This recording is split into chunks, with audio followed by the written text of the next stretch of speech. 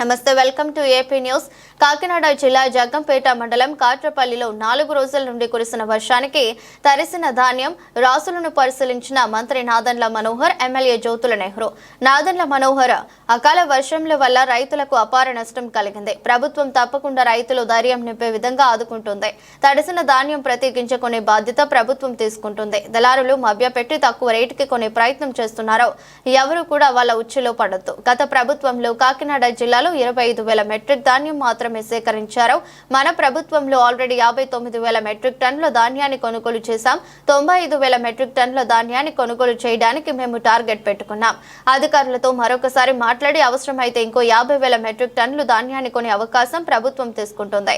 మూర్ఖంగా ఈరోజు కొంతమంది మాట్లాడుతున్నారు కదా, వైసీపీ ప్రభుత్వం కన్నా మేము 11 లక్షల మెట్రిక్ టన్నుల ధాన్యం అధికంగా కొన్నాం. రాష్ట్ర చరిత్రలో మొట్టమొదటిసారిగా 1,100 కోట్ల రూపాయలు రైతుల ఖాతాలో జమ చేసేశాం.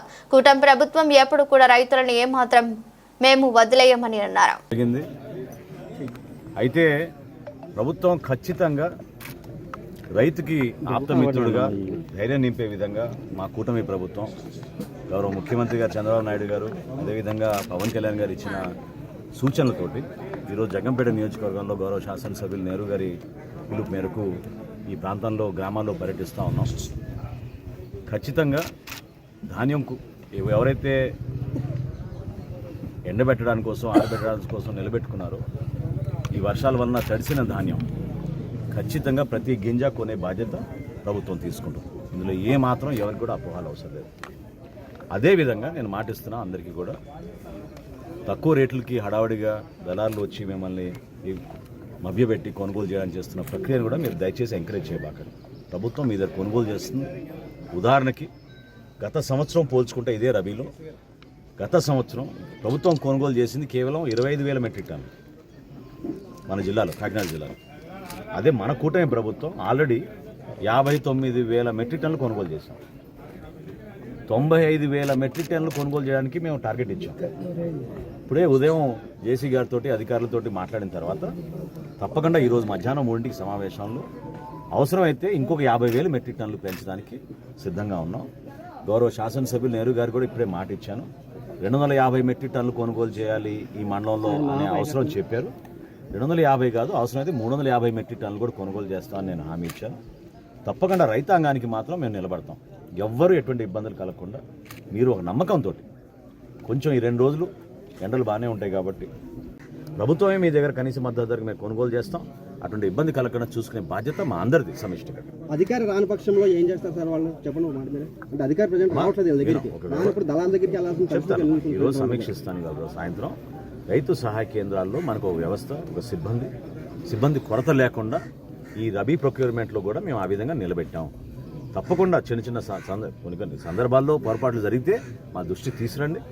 ఎట్టి పరిస్థితుల్లో కూడా రైతుకు మాత్రం ఆ కష్టం రాకుండా మేము చూసుకుంటాం. రైతు ఇబ్బంది పడకూడదు, దానికోసం మేము పనిచేస్తున్నాం.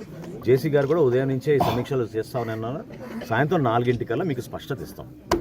మీకు సంబంధించింది జగ్గంపేట నియోజకవర్గంలో ఏమని కాదు, చట్టం తీసుకొచ్చాం.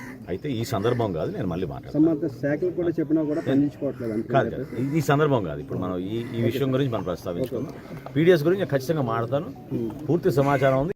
గోతాల విషయంలో మీకు పొరపాటు జరగకుండా మీకు రావాల్సిన కనీస మద్దతు ధర వచ్చే విధంగా ప్రభుత్వం నిలబడుతుంది.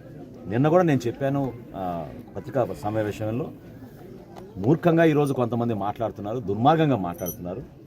గత సంవత్సరంతో పోల్చుకుంటే వైఎస్ఆర్సీపీ ప్రభుత్వం కన్నా మేము 11 లక్షల మెట్రిక్ టన్నులు అదనం కొన్నాం. 11 లక్షల మెట్రిక్ టన్నులు.